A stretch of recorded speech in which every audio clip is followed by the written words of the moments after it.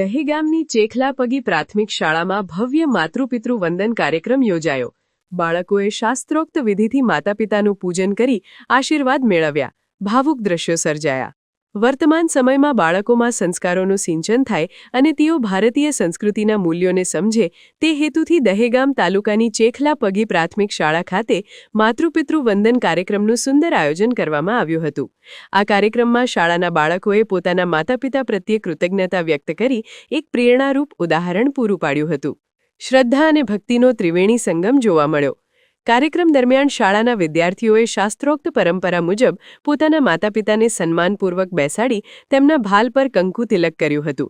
ત્યારબાદ બાળકોએ ભાવ વિભોર થઈ માતાપિતાની આરતી ઉતારી તેમના ચરણ સ્પર્શ કરી આશીર્વાદ લીધા હતા. આ પ્રસંગે અનેક વાલીઓની આંખોમાં હર્ષના આંસુ જોવા મળ્યા હતા અને સમગ્ર વાતાવરણ ભક્તિમય બની ગયું હતું.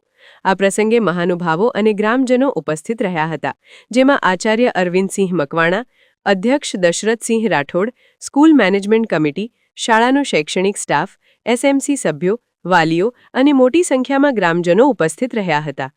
શાળાના આચાર્ય અરવિંદસિંહ મકવાણાએ જણાવ્યું હતું કે બાળકોમાં નાનપણથી જ માતાપિતા પ્રત્યે આદર અને સેવાભાવ જાગૃત થાય તેવા ઉમદા હેતુથી આ કાર્યક્રમ યોજવામાં આવ્યો છે.